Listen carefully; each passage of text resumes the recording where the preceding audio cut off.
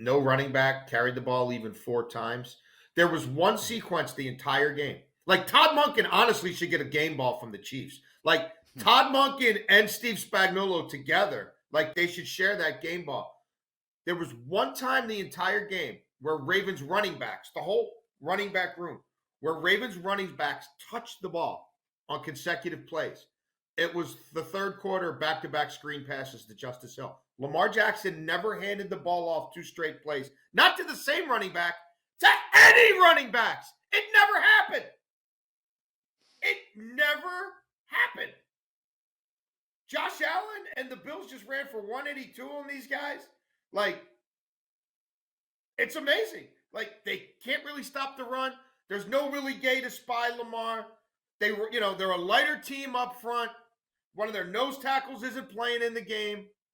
The defensive ends are 250 pounds. Why would you want to, and you run the ball on everybody? Why would you want to try it? No, this is the week to see if Brock Purdy can scramble better than Lamar Jackson. The amazing thing is, Andy Reid ran the ball 24 times with the greatest quarterback in NFL history, and those runs went nowhere. But you know why he did it? Because it made sense to manage the game to do it. Because you're just keeping the defense out there. You're showing some stick-to-itiveness. You're making them respect it. And you got your 2 early scoring drives, and now you're going to dictate the game. Like, the fact that he stuck to the run repeatedly with Pacheco when you knew it was going nowhere. And Todd Monken never even found out if Gus Edwards could have had a game. Like, never even wanted to find out if Justice Hill could have had an explosion run. Why even bother? Forget about it. No, let's throw it 40 times. Both our tackles are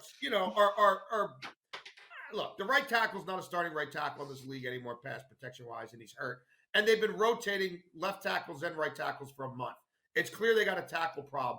So, yeah, let's throw it 40 times on a day where they're getting beat and Lamar decides he wants to hold the football and not move up the pocket and run. Yeah, our response to that isn't to get down and dirty and play more option football. It's to keep letting him drop back and hold the ball for 4.5 seconds. Like, okay. I mean, it's one way to do it. Like all they needed, honestly, this was a day where if you manage the end of the first half correctly, where they got the ball with 2:47, right?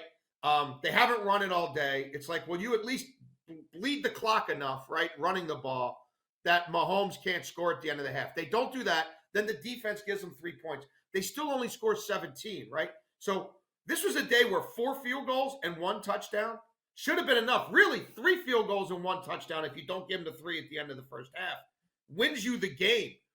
And they call the game as if they started the opening snap down 21-0, right? Like the way he called this game was like they came in down 21 and they're chasing the game. Like it's complete jackassery. Like why you're running the ball on 3rd and goal, that blew my mind. Like you're wasting a timeout and like what was that? Like to me, some of the 3rd down play calling with Ben Johnson in the second half, I'm like a little too cute. They should have won the game. They had an opportunity to win the game and close the game out.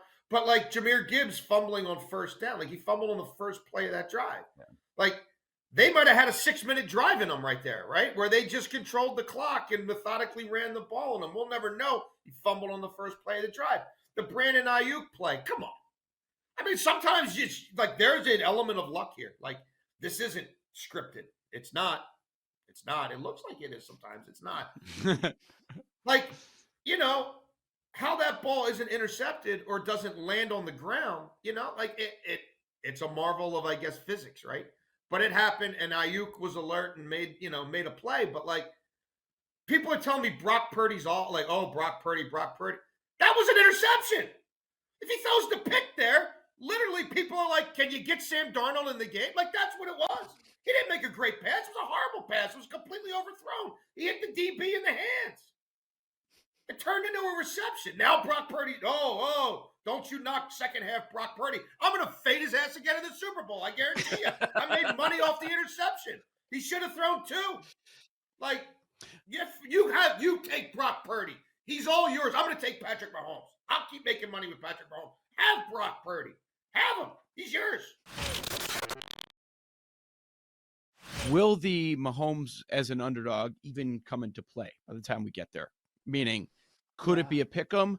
Could it be like slightly KC? I don't know. I mean, that's pretty big. It's a big movement, but it's going to be talked. I mean, this is the third straight playoff game. They're an underdog. Third straight playoff game. He is 10-1-1 against the spread as an underdog. He's 9-3 straight up as an underdog, and they might be an underdog once again. I feel like people didn't notice that Kansas City was shut out in the second half yesterday, which is weird. See, winning covers up a whole lot, and it was about the Ravens and how they messed up in so many different ways. Oh, Patrick Mahomes, he's on the winning side. That's not a big surprise. His numbers weren't all that impressive. Kelsey's were, but yeah, 0 points in the second half for the Chiefs. So are they all the way back? I don't know. Yeah, they win. You give them credit for winning, but they also scored 17 points. This is Chiefs with unders. If you want to play that, like that's been working a whole lot, and I get it. But as far as the line movement, I totally understand it because you're talking about, do I bet on Mahomes or am I betting on Purdy? Purdy was awesome in the second half. He's one of the reasons that they ended up winning that game and what he did with his legs as well.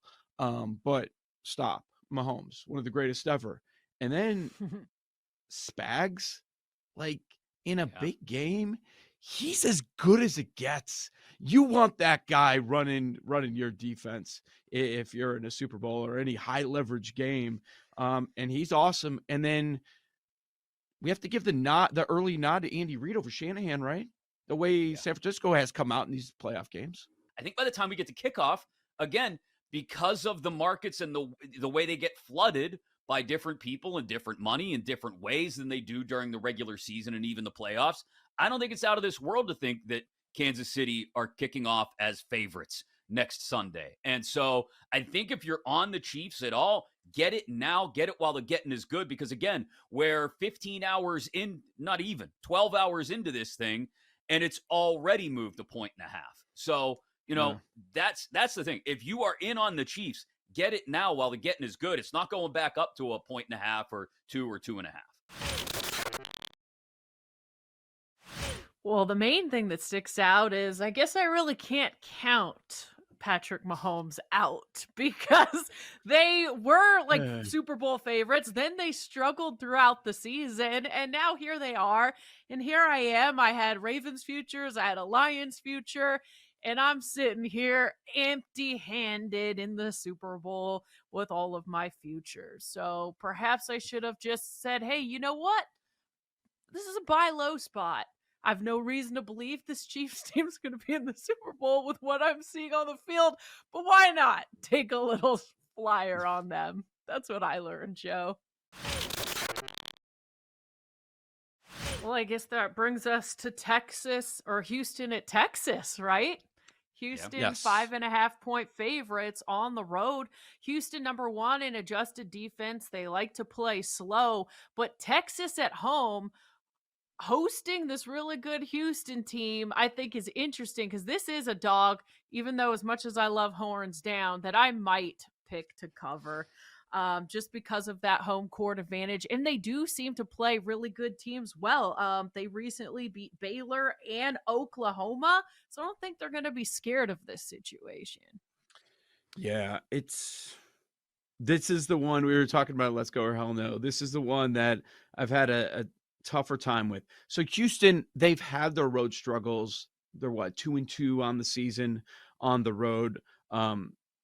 And this might be where you have an adjustment going on because KenPom makes this an 8-point game, but we're looking at 5.5 right now in the market. That's a big gap right there. You have Texas off the BYU loss over the weekend.